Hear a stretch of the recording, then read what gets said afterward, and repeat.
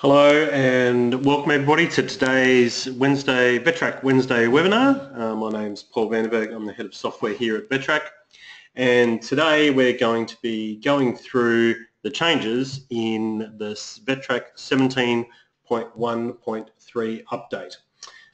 As normal, there's a question box there. If you've got questions, they'll be addressed at the end of the webinar and we'll go through those.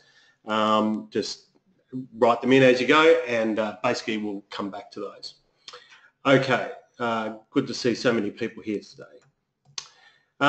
First of all, the VETtrak 17.1.3 update was released on the 13th of April, so it's been out in the wild for a little bit, just before Easter, and so people will be updating as we get towards the as we go along and people are back from their Easter break.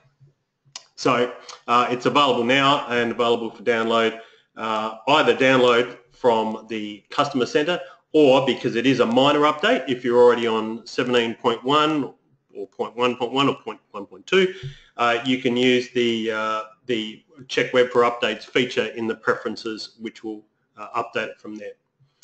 All right, so this update has a number of new features that we're going to go through today. The first is improvements for the client importer, including additional fields that can be imported, improvements for the Quality Assurance Manager in VETtrak, the ability to extend enrolment end dates when using the Extend Unit End Dates wizard, the ability to automatically start units and tasks when a positive attendance is recorded for a student in a class where that unit and or task is linked to that class, the separation of in classes and events into a future and a past node to make it easier for users to find the classes and events that they're looking for, and a review page for when using the Auto-Create Invoice wizard for creating bulk invoices. We'll go through these and some of the other changes too. So let's jump in. Let's look at the client importer. So the following additional client fields are now available to import it through the client importer. So there's lots there. Secondary email addresses, secondary mobile numbers, the Victorian Industry of Employment, Victorian Student Number, VSN, that's been asked for a while to be able to import VSNs into using the client importer. Things like nationality, passport country, etc. So let's just have a look in VETtrak where this is. So here we are. So under the utility, and if I go to client importer, the standard client importer will come up. Basically, if you look in here now in that little bit there next to the status, you'll see that the list has been expanded considerably, that you can now choose all these things that previously weren't available when importing or updating client information. So remembering that the client importer can be used for importing new clients into VETtrak or for updating existing clients' information. And really that's just a method of you've got to basically be able to choose here, allow updates to existing clients, and then that will then allow those updates to then flow into VETtrak. So basically, I suppose what's happened here is that as VETtrak's expanded and more fields have been added into the client and personal wizards, the client importer probably wasn't keeping up with those changes. So we've added in these extra fields to basically make sure that you can populate as much information as possible using the client importer and updater for VETtrak. Okay. Okay, so that's the client importer. So just basically new fields allowing you to import that information. The second bit here is about quality assurance. Now I can't really demonstrate this because I don't have any QA items, but we'll talk about this as we go through. So these have been changes that have been made because of user suggestions. So thank you everyone who's made suggestions about this. So editing client event miss details. So the client's event miss details can now be viewed and edited for client updates in QA. Now the reason for this is because the student portal version 17.1.4 or later, that's the latest version, now optionally allows students to update their personal or VETMIS details through that portal. So the QA manager needed to be able to allow the VETtrak user to be able to look at those and confirm them to make sure that students were entering in valid and correct information. So that's now available when you're in QA to see that information being updated by the student in the student portal. Save column groupings. So when saving the layout of the QA manager, remembering that the QA manager, like most managers, allows you, and I'll just show you here, allows you to save layout and clear layout. So that means, you know, your groupings, the column headings, that type of thing. So if you wanted to, you know, group by the creator user, these things will now be saved when you go save layout. It's on an individual basis for the person who's logged into VETtrak. So whoever's logged in, and I'm just logged in with VETtrak Tracker, that will save now as part of the layout, which it previously didn't do. So they're restored next time you open the manager, as well as the groupings.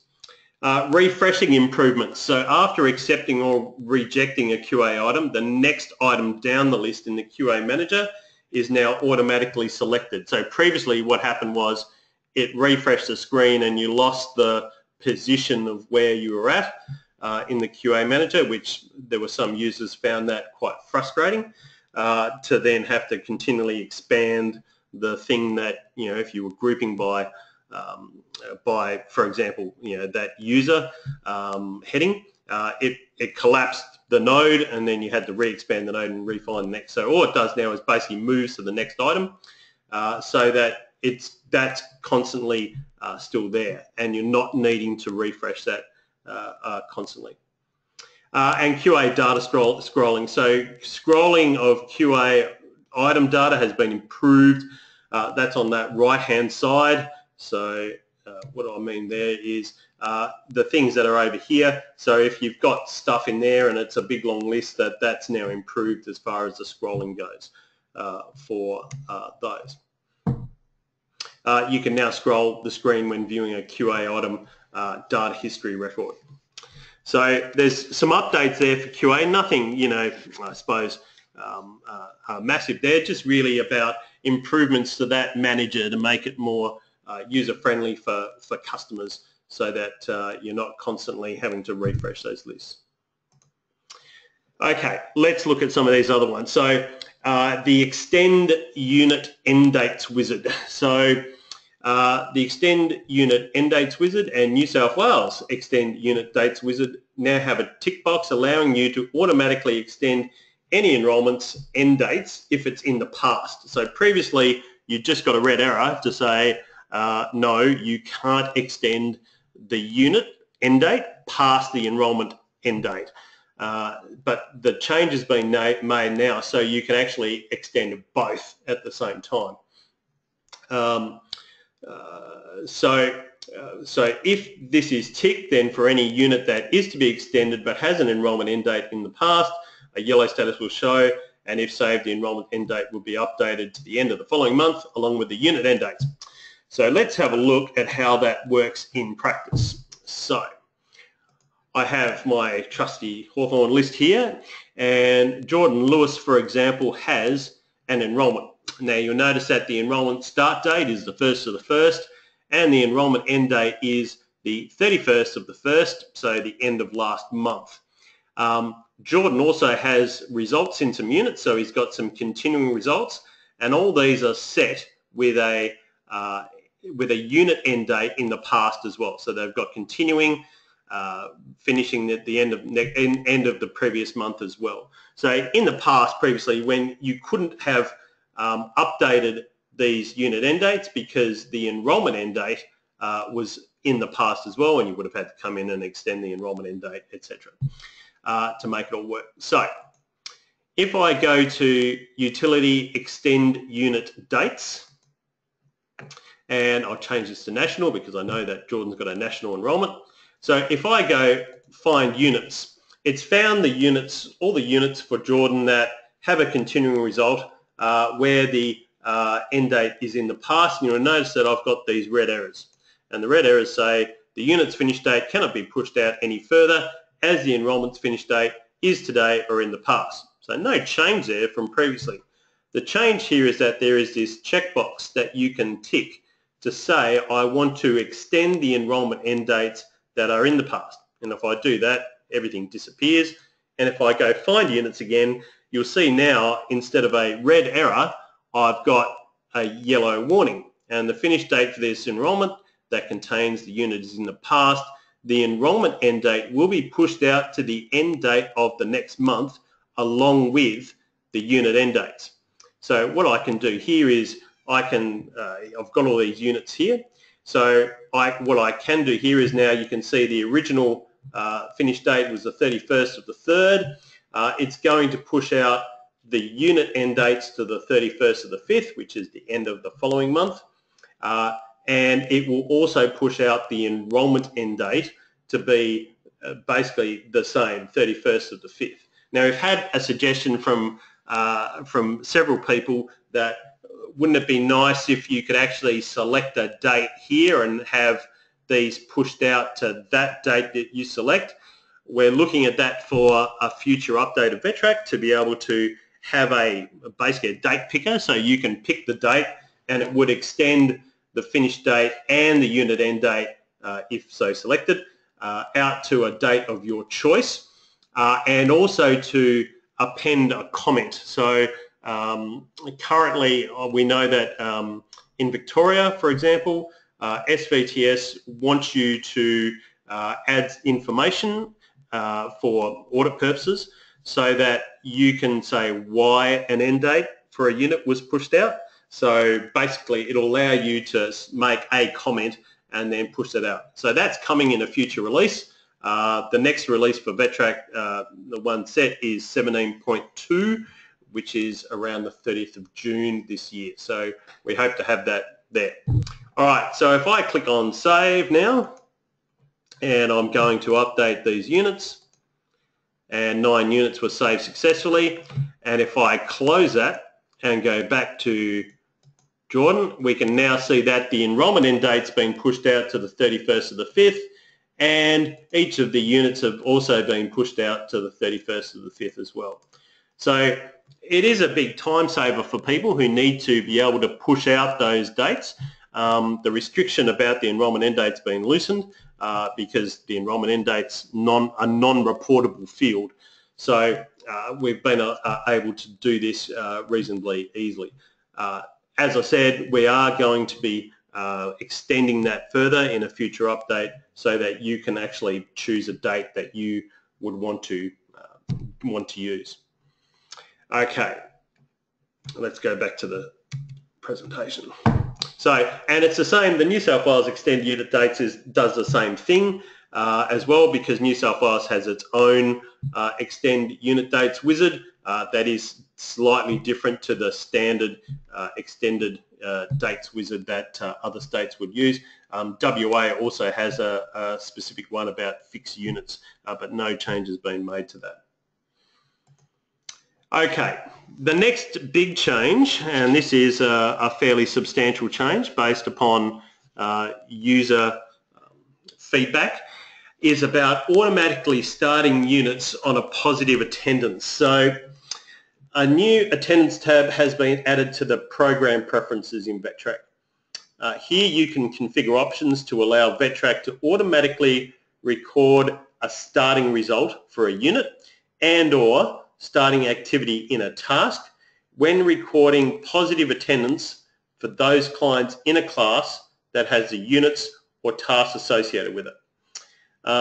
Units and tasks can only be automatically started when positive class attendance is recorded for a client if, 1, the class in that occurrence has units and tasks assigned to it, the client's enrolment in that occurrence or its linked enrolment contains the unit or task, and the enrolled unit or task does not already have a result or a task status recorded against it. We'll go through this in a moment. I'll be able to show you exactly what we mean. If all of the above is true, a result will be recorded in the enrolled unit using the result type preference selected. The start date of the result will be the start date of the attendance. The end date of the result will be the start date of the attendance plus the months in future to set the unit end date when automatically started preference is entered. This will be capped to the enrollment end date, so you can't have the unit end date past the enrollment end date in using this method. These settings will only apply when adding new attendance, not when editing attendance. So if they've already got an attendance recorded, then it's not going to do anything. These settings will also affect positive class attendance recorded through the trainer portal. So if you've updated to version 17.1.4 of the trainer portal. Now, by setting the preference, I need to make this a bit of not a warning, just so people are aware. So if you set the preferences up for this within VETtrak, then they will apply for both VETtrak and for the trainer portal. It's not currently available through the API, this functionality. It's only available through the trainer portal and through VETtrak interface. Right. This will be interesting. Generally, I've set these things up pretty well. So, okay, so we've got here, I've got a demo occurrence. Now, first of all, I should show you the preferences. So, under File and Global Preferences and under Program Preferences, there's a new tab called Attendance. So, by default, these are off. So, if you've updated to VETtrak 17.1.3 in the last couple of weeks, then these will be off unless you've turned them on, because basically we just don't want things automatically happening without you actually saying so.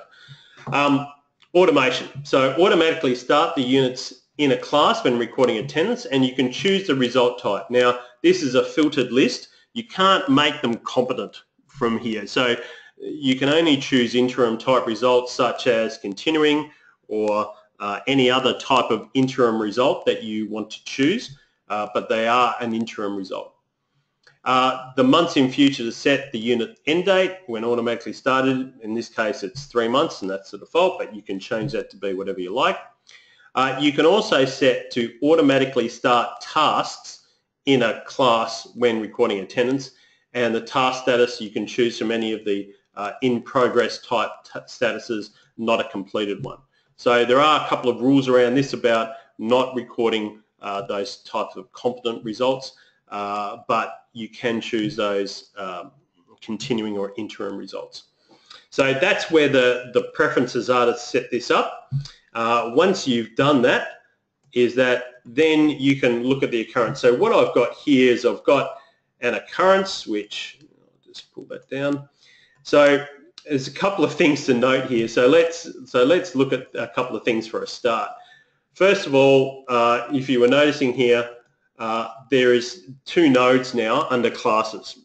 So I'll talk about this a bit more. I may as well talk about it now.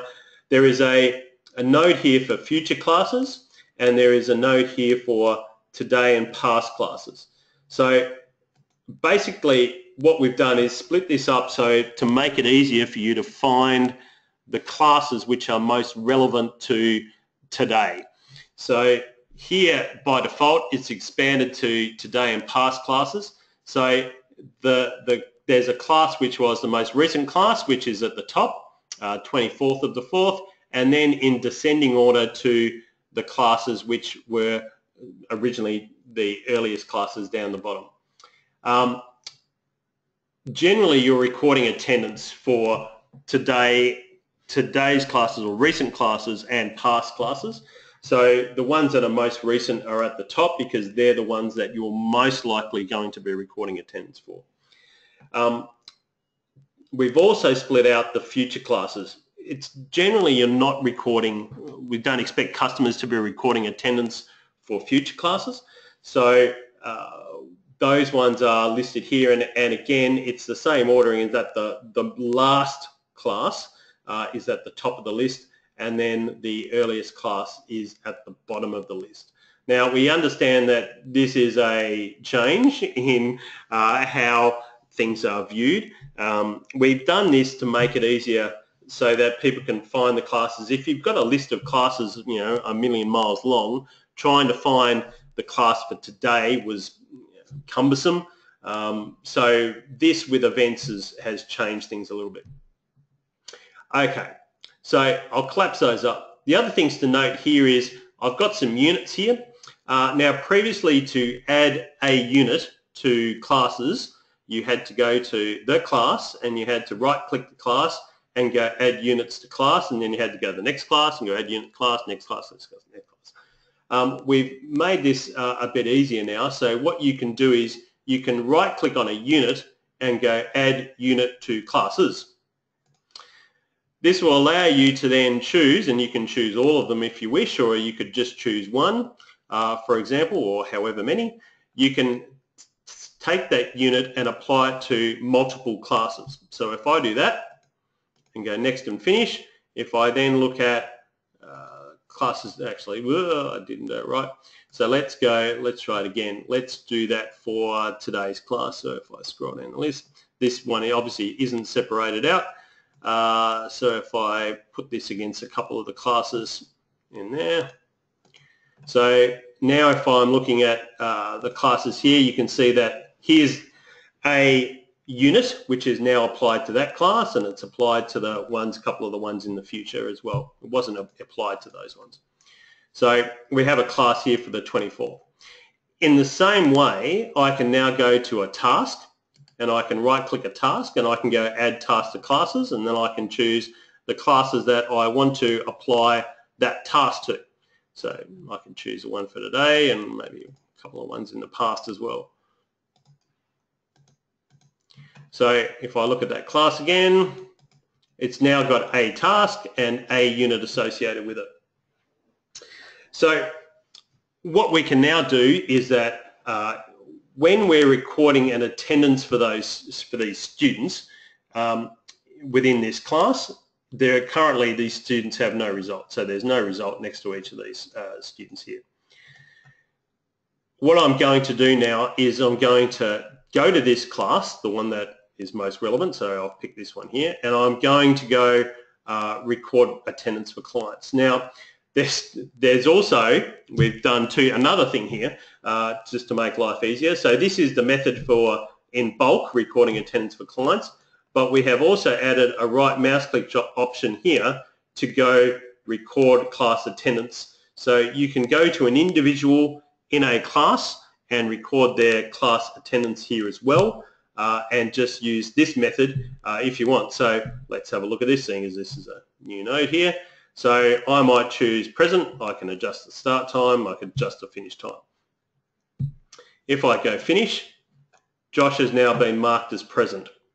Now, what I need to do then is have a look at what it is. If I go to this unit for this student, you'll notice that for Josh Gibson, he's now got a continuing result, and the end date is set 3 months into the future for this result. So just by marking them as present in the class, then if they don't have any result against that unit and it is associated with that class, it can now automatically start the unit for that student. If I also look at Josh here, and if I look at tasks, you'll see that the task is also set to be in progress as well, because I've got both a unit and a task associated with this. Now, what I'm going to do here is I'm going to go to the second class, for example, and against here you'll notice that there is just the task that has been set for this task. Now I'm going to go to a different person and record their result and record their task status. If you've set up previously, and this is where it probably gets a little bit not confusing, but a little bit if you've got an existing setup. So if I look at the task preferences, and you've set up to automatically start units when first task activity is recorded and doing the normal sort of way. In the normal way with tasks, when you start a task, it can start a unit automatically. Now, if you associate a unit or a task with a class and you record a positive attendance for that student in that class, then if they don't have a result, then they will have a continuing or whatever other type of interim result that you've set recorded.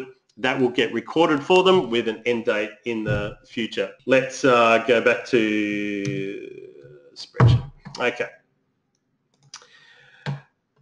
As I said, the future and past notes for classes, events and classes for clients, employers and occurrences have now been split into today and past and future sections.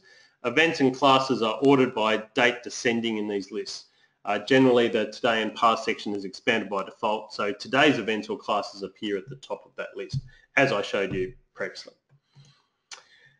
The next one is about the review page for bulk auto-create invoices. So when auto-creating invoices for enrolments in an occurrence, a new review wizard will appear. This will list the enrolments in the occurrence that have uninvoiced amounts that will be invoiced, so that you can choose not to invoice some of them. Also, the wizard will show any invoice alerts applicable to those invoicees. So I've got my enrolments here, and the enrolments have money set against them. So if I right click here and go auto create invoices, I'll now get this review page. So previously it just created the invoices and you just got whatever was set. There was no chance to review any of those invoices before you actually save them. So now we've added this review page so that it does. So you can choose, for example, which of these students you might want to invoice. So you go, okay, on the right I've set up an invoice alert to say Josh Gibson and Billy Hartung, for example, should receive a 10% discount. So I go, oh, okay, I won't auto invoice those guys for the moment. I'll just invoice Jack Gunson because he's meant to be paying the full amount. So then I can choose not to invoice those people at this time, and I can invoice them later after I've adjusted their pricing.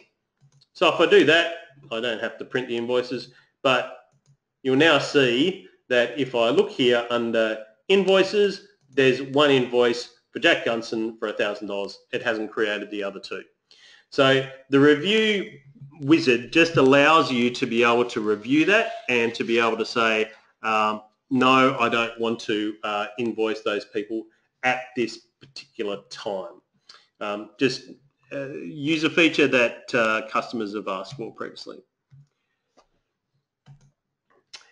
Email template attachments. So this is a new feature that's been added in. So you can now select the default set of attachments in an email merge template.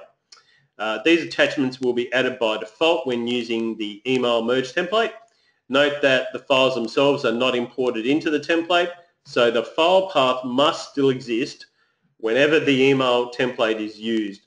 VETtrak will report an error if you attempt to send an email with attachment file paths that no longer exist. So in VETtrak, if I go to the configuration manager and if I look at email templates, and I have one here for an occurrence enrolment, which is called enrolment pack. So you can see here that I've clicked add and I've added a file path and name for this document. So all it is basically a navigator, and you can go and navigate to the file that you want to use. I've given it a name, I've added some merge fields.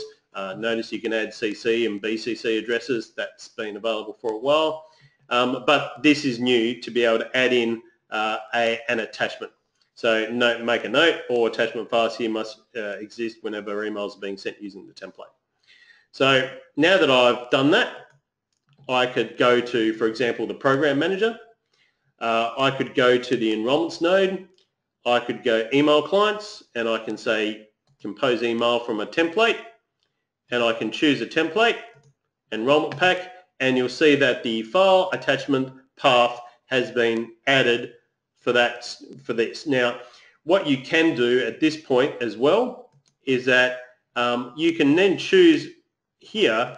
I could choose to remove that template for an individual. I could choose to add extra files for different individuals, or if I wanted to add in files for all of the people, I could click add here and add extra files here that I wanted to attach. The next screen just allows you to choose the individual and be able to then add files for those individuals at this point.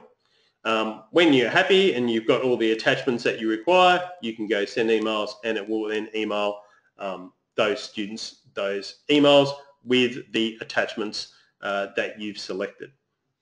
So just an easier way of being able to set up, I suppose, things like, you know, an enrolment pack is just something that I've conjured up here, but they could be a set of standard files that you need to send students based upon a various template.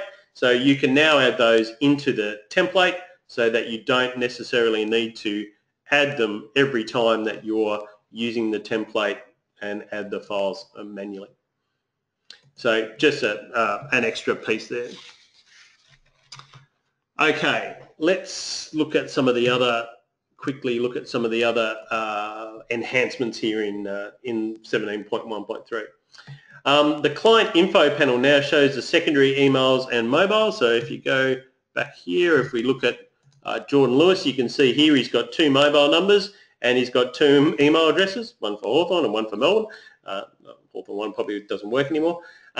So it will show you basically both emails and both mobiles if you've recorded the secondary of either of those 2 for the students. You can now search by enrolment ID in the client manager. So in here I can now choose, if I want to, there's an option here to enter an enrolment ID for it to display for that client. So if you generally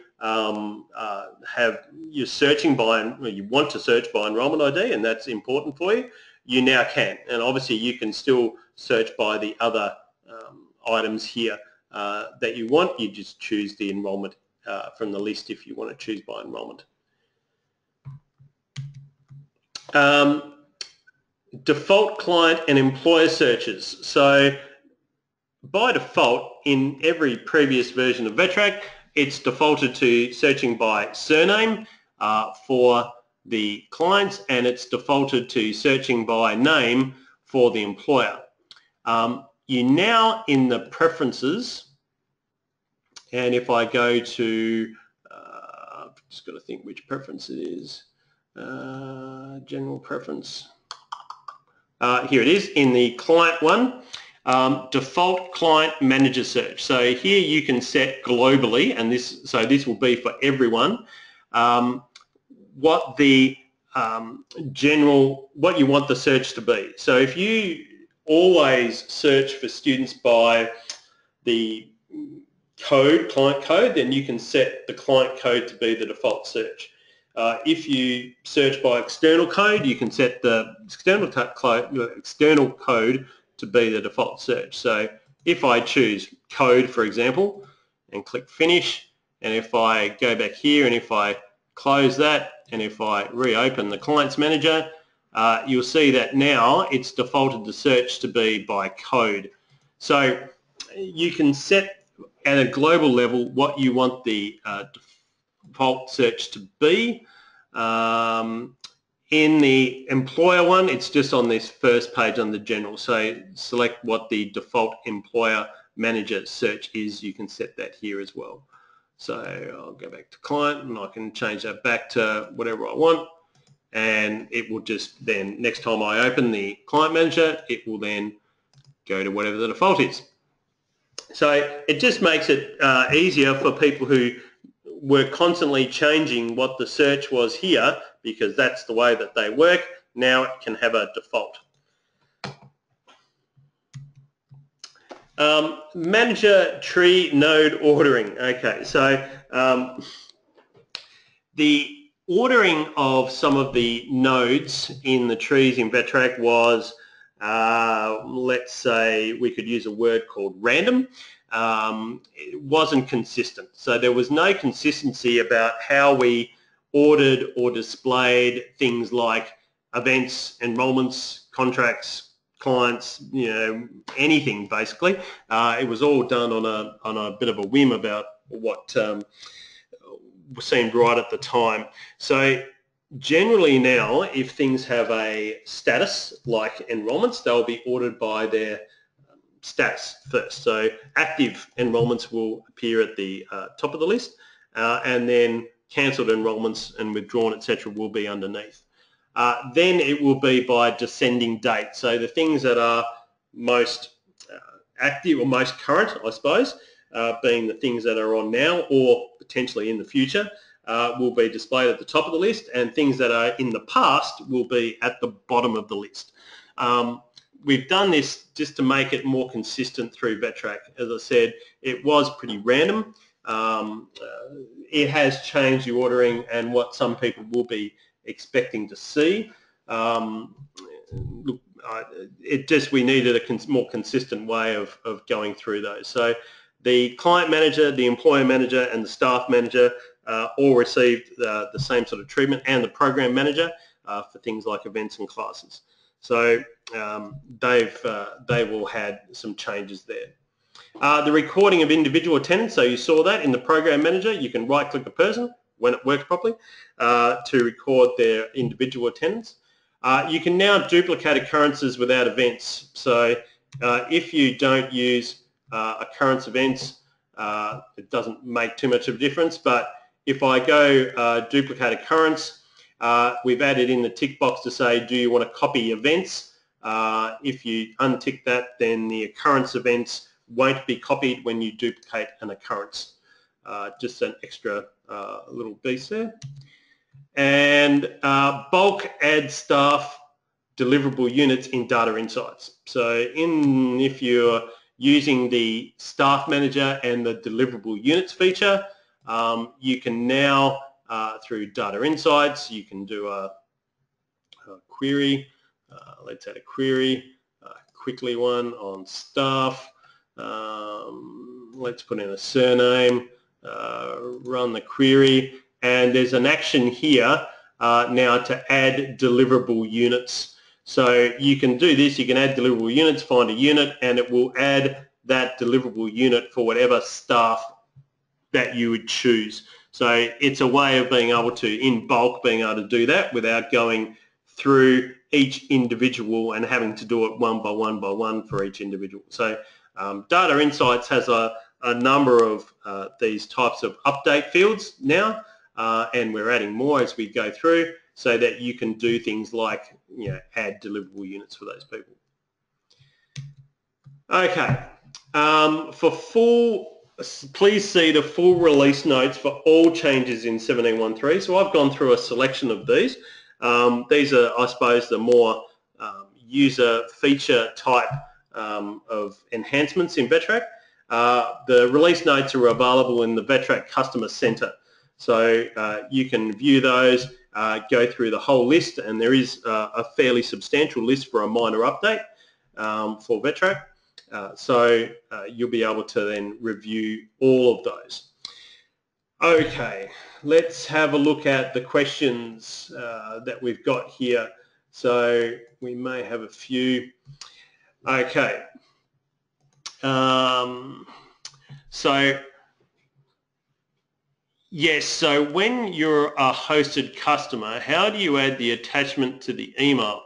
Do you need to save to the hosted desktop? Well, yes, you do. So for a hosted customer, yes, the file has to be somewhere saved, and it would need to have a path. So if you're wanting to add a standard set of like enrollment forms or something, confirmation or something like that, that you needed to be able to send as part of the template, then you'll need to put those into your V drive and the reports folder or somewhere like that, so that the path is consistent for every every person who's accessing VETtrak that it's got the same path. If the path is like to your desktop, then that's not going to work for somebody else sitting across the desk. So yes, they would need to be doing that. With the email option, will this be then saved in the student's notes or events that has to show there has been a communication log? So whenever you email a student, there is a node there so that I'll just move that back. So that when you choose a client, if I choose somebody here, here there's always the sent email which will show a record of the email that's been sent with the path to the attachment that was sent to them. So it won't actually have the actual attachment in the record, but it will have the path that was of any attachments that were sent. So that will be under the sent email node in the tree for a client. Whoop, I didn't need to do that. Whoops, there we go. Go back to questions. When duplicating occurrences, has the bug that was causing the event misenrollment data enrollment date to be after the course window has been fixed in this update? I'm not aware of that bug, I must admit. I have a feeling that that was something that was fixed previously in a previous update. That it wasn't something that was part of this update. I'd have to check on that and get back to you on that. What about changes? Somebody's asked a question. What about changes to VETtrak? Now, I take it by the changes to VETtrak we mean the changes to VETtrak Online. So there's been a couple of other things that we've done at the same time as the VETtrak 17.1.3 release. One is that there's a new product that we've released which is called VETdocs. Now, VETdocs is the replacement program for VETtrak Online. So VETtrak Online was a web portal that could be used to upload documents against various entities in VETtrak using a web interface rather than, for a hosted customer especially, having to use the VETtrak interface. Now, that was the first portal that was ever written it was the first portal for VETtrak. It hadn't had what we'd call a lot of love since then. So the decision was either updating VETtrak Online or creating a new portal that worked on VT Core, the versions that the student and trainer portal work on. The decision was made to make a new product. So VETdocs is a new product. It's a replacement for VETtrak Online. It has a lot of new features in it that basically make VETtrak Online a superseded product. So for any customer, especially a hosted customer who was using VETtrak Online, we would really advise customers to move to the VETdocs application. The VETdocs portal product is a much better product than what VETtrak Online was, and in fact, it's really deprecated the VETtrak Online product. There were also updates for the trainer portal and the student portal, which we'll look at in subsequent webinars. Those have been made available at the same time. So really, we've got the VETtrak update, VETdocs a new product, and update for the trainer and student portal. They're the main things that we've been released. And somebody also says, just a head up, that Jordan Lewis is not playing for the Hawks, but is now a D. Yeah, I know. It's a bit more unfortunate for Hawthorn, I think. Anyway, so there we go. I'm just wondering, has anybody else got any further questions for today? I know there's a few of you here. If you've got anything that you'd like to add. No, I'll just give everyone a couple of minutes, just a minute or so, in case they want to type something quickly. And look, my apologies that didn't quite work as expected. The auto resulting for that student. I'll have to review the recording with the developers to see what potentially either I did wrong or what the software did wrong for that to happen. No more questions? Okay. All right, so we might end today's webinar here. Thanks very much for everyone for attending today. We'll try and make these a bit more of a regular. Okay, so last minute question, has there been an update for Delta? Yes, that the previous, for Victorian customers, the previous, if you didn't enter a Delta, where you got an error in VETtrak, that's now just a warning. It allows you to actually export that file in your VETmiss with the warning rather than the error. So that, yes, it's been fixed, the Delta issue as well. As I said, it's all in the release notes, so please review the full release notes. And I've probably gone through more improvements today rather than those. All right. Okay, thanks very much everybody. We'll end the webinar now and I'll hope to see you again all soon. Okay, thank you. Bye.